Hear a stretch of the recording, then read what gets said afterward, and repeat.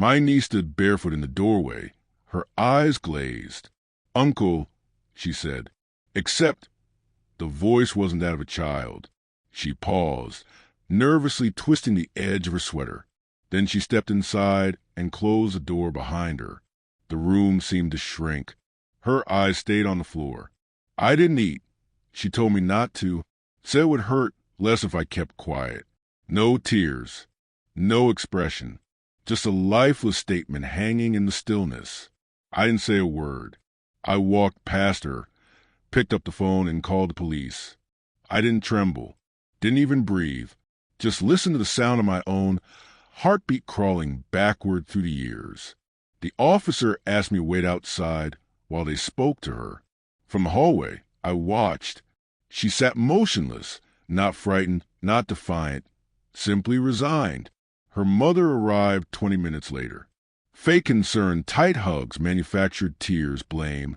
"She's been different since the funeral. You know how grief works." I didn't respond. I watched her daughter avoid her gaze, refuse to speak, flinch away from her. I told the officers she should stay with me. For now, just temporary custody. Her mother protested loudly, but the girl gripped my coat like it was woven from air.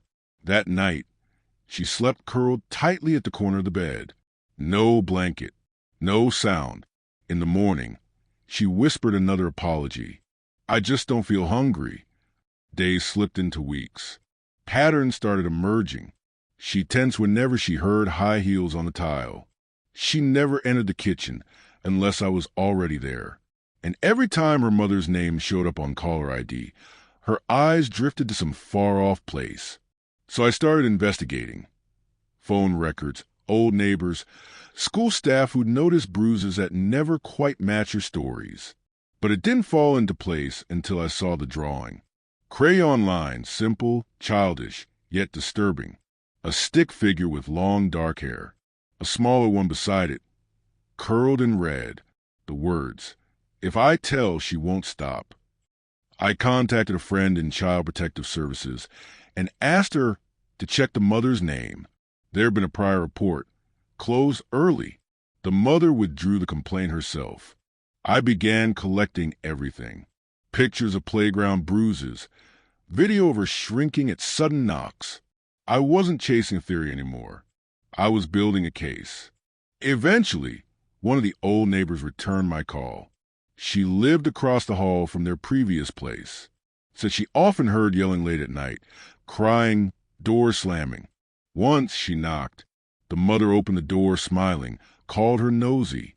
The next day, the neighbor saw the girl standing on the balcony rail, tiptoes stretched, peering down. I filed for emergency custody. The judge wanted proof, so I gave it to him. CPS reports, school documentation, photographs, recordings, and that crayon drawing. And finally, her confession, whispered into a recorder on a sleepless night. I think she hurts me because I remind her of him. "Who's him?" I asked softly. She didn't answer, just said, "I don't want to be like him. I just want to be nothing." The next morning, her mother showed up uninvited, stormed into the living room, fury dripping from her words. "You had no right."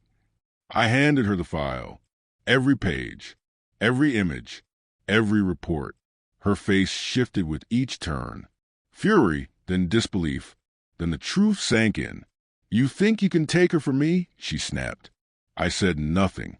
She stepped closer, her voice climbing. "She's mine.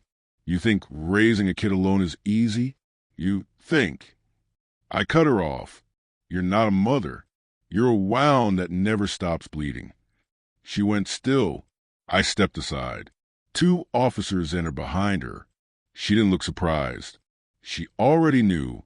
She was being arrested. Not just for mistreatment, not just for neglect, for something worse. Something she believed stayed hidden behind closed doors. But her daughter had spoken, not with cries, but with silence. And I had listened. That night, the weight in the house lifted. She sat beside me, watching cartoons she didn't understand, slowly nibbling the grilled cheese I made. No words, no explanations, Just tiny bites, one after the next. Later, I tucked her in. She asked if the doors were locked. I said yes. She asked if her mom could get in. I said no. She nodded, then asked a question that hollowed me out. Do you believe me now? I told her the truth. I always had. She smiled. Not why, but real. Some monsters raise children, until one of them whispers loud enough for someone to finally burn the house down.